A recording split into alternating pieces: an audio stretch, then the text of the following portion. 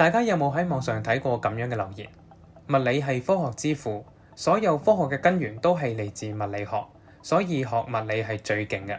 但係物理係咪真係喺眾科學之上呢？係咪只有物理先至係最基礎嘅科學呢？好多人有咁嘅諗法，係因為佢哋認為，若果抽絲剝繭咁樣層層拆解所有科學問題，都會逐步變成對物理學嘅研究。例如醫學建基於生物學，生物學建基於化學，而化學又建基於物理學。但係你又有冇諗過呢一個係咪正確嘅思路呢？試想像有一日，你受邀參觀外星人嘅先進文明，期間佢哋邀請你攞起一個精緻嘅水晶球，而就喺你觸碰水晶球嘅一刻，四周嘅環境瞬間變得絢爛奪目，令你彷彿置身於一場盛大嘅宴會一樣。體驗結束之後，外星人好歡迎你研究呢一個被稱作記憶球嘅高端科技產品。你會點樣入手呢？或者會先分析佢嘅結構，譬如佢一定有儲存同埋讀取記憶體驗，並且最終將佢傳輸到大腦嘅裝置。下一步，你大概會研究每一個裝置係點樣運作嘅，例如記憶係以咩嘅形式儲存呢，以及佢背後嘅原理等等。當你層層深入，並且最終掌握咗底層嘅結構，就能夠推敲出記憶球嘅運作原理。呢一種思考嘅方法就係化約主義。簡而言之，化約主義主張理解一個複雜系統嘅現象嘅最好方法，就係將佢分解成更基本嘅組成部分。只要分別理解呢一啲部分，以及佢哋之間嘅相互作用，就能夠理解整個系統嘅運作啦。化約主義喺處理科學問題上面，可以話係應用得非常廣泛。譬如開發一款癌症藥物嘅時候，會首先觀察患者出現咗邊一啲症狀，揾出受癌症影響嘅器官，再從中提取出癌細胞進行研究。目的係要揾到某種關鍵嘅蛋白質或者基因異常，然後設計相應嘅藥物。喺過程之中，最初嘅診斷牽涉醫學，解構癌細胞牽涉生物科學，藥物嘅合成牽涉化學，而藥物分子嘅反應過程呢，又牽涉物理中嘅量子力學。由此可見，所有科學問題探索到最後一層，都必然會還原為物理問題。呢個亦都係點解喺開首嘅網絡討論入邊，好多人認為物理就係科學之中唯一嘅基礎學科。但係你又有冇諗過，呢一種斬件式處理科學問題嘅方法論其實係有問題嘅呢？喺1972年嘅時候，諾貝爾物理學獎得主 Philip Anderson 曾經寫過一篇文章反對呢一種諗法。佢認為，當一個系統複雜到某個程度嘅時候，新嘅特性就會出現，而呢一啲新嘅特性係冇辦法單從基礎嘅組成部分推論出嚟嘅。呢一篇文章有個一針見血嘅標題 More is different。佢指出，認為化學只係應用物理學，生物學只係應用化學嘅等等諗法呢，隱含嘅意思係呢啲可以處理更複雜系統嘅學科，僅僅係佢基礎學科嘅應用，而並冇發掘出額外嘅知識。佢認為呢一種諗法係錯誤嘅。要注意嘅係 Anderson 並唔係認為複雜嘅系統有另外一套同物理相衝突嘅運行原理，而只係我哋不能夠單憑物理就從底層推論出呢啲系統嘅特性。譬如我哋知道力學能夠解釋粒子運動，粒子嘅組合就係化學反應，化學反應又驅動生物過程，而生物過程又影響心理學。咁你可唔可以從粒子運動推論一個人聽日係飲奶茶定係飲咖啡呢？明顯係唔可以嘅。但係你阿媽就可以準確咁預測你會飲奶茶，因為佢今朝早到超級市場只係買咗奶茶。當每一層系統變得足夠複雜嘅時候，都會衍生出一啲新嘅獨特嘅行為同埋特性。呢種現象稱之為 emergence， 中文冇太好嘅翻譯，一般稱之為湧現。因此，我哋需要建立新嘅理論同埋方法學嚟研究呢啲領域，而呢啲知識亦都應該被視為基礎而且重要嘅科學知識。我哋以一個簡單嘅物理學情景作為例子，說明點解底層物理唔能夠推論出複雜系統嘅特性。想像一下，喺一個箱入邊，中間放咗一道夾板，左邊充滿住氣體，而右邊係完全真空嘅。當你將夾板攞走嘅時候，會發生啲咩呢？每一個人都能夠馬上答得出，氣體會迅速從左邊湧向右邊，直到兩邊嘅氣體濃度變得完全相同。呢個係一個我哋再熟悉不過嘅現象，當中牽涉嘅底層物理亦都非常之簡單，只係中學水平嘅牛頓力學。喺微觀世界入邊，氣體就係一團氣體粒子，喺一個空間入邊來回碰撞。每一次碰撞都只係喺兩粒粒子之間發生，所以只係需要考慮能量守恒同埋動量守恒，就能夠計算出碰撞之後兩個波嘅速度同埋方向，就好似打桌球一樣。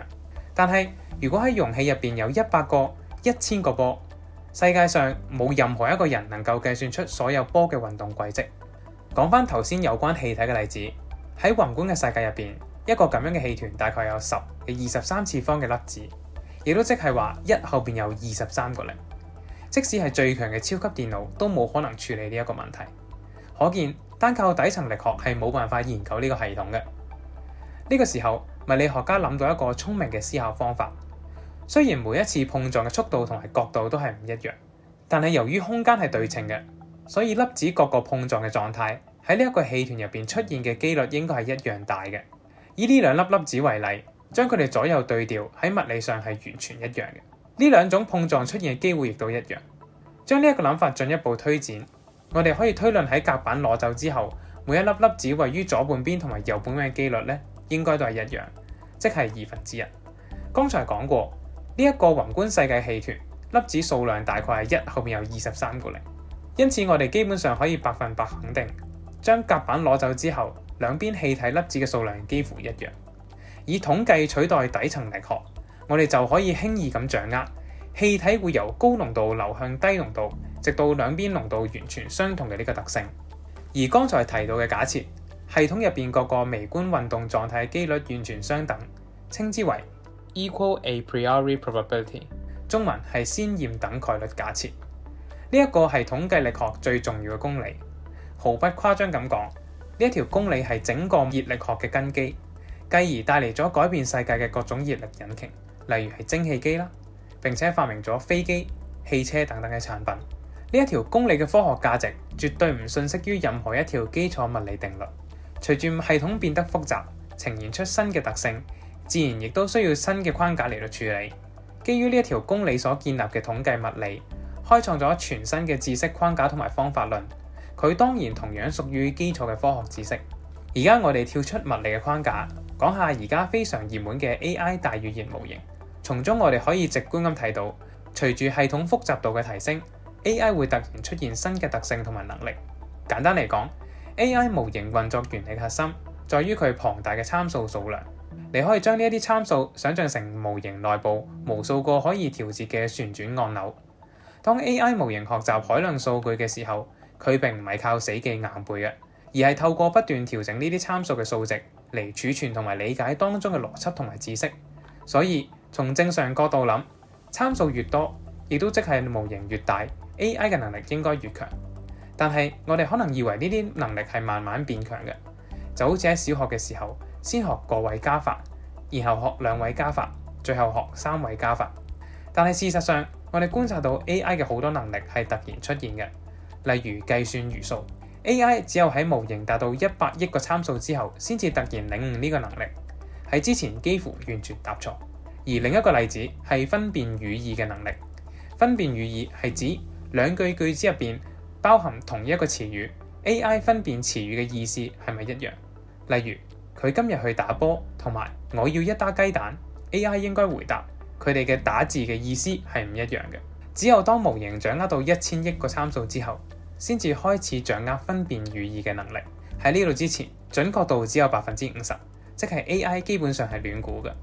可見一個系統嘅特性往往喺複雜度提升到某個水平嘅時候，先至會突然出現。而另一個更有趣同埋關鍵嘅湧現能力就係意識。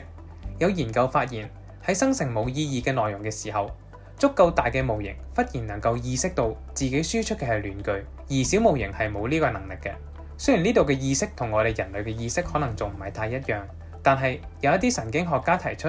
人嘅意識可能都係某種湧現嘅現象。如果揾到適合嘅文本，將來我會再製作一條片，探討決定論同埋自由意志。從剛才統計物理同埋 AI 模型嘅例子，相信大家都能夠體會到，隨住系統變得複雜，新嘅現象就會出現。呢個時候就需要新嘅知識框架同埋方法論去處理呢個層次嘅問題。換言之，絕對嘅快論或者係唔恰當嘅，因為世界嘅知識並唔係全部都只係喺拆解最底層嘅嘢上面。同快譯論相對嘅係整體論。整體論就認為必須要將一個系統視為有機嘅整體，先至能夠充分掌握佢嘅特性。物理固然係一門重要而基礎嘅學問，但係其他學科嘅大師運用佢哋嘅智慧，從更為複雜嘅系統入邊總結出認識世界嘅其他面向。佢哋發現呢啲知識嘅難度以及對人類文明發展嘅貢獻，絕對不下於任何一個物理發現。亦都正正係因為唔同層次嘅問題需要唔同嘅思維，佢哋之間冇話邊個先至係比較優越嘅。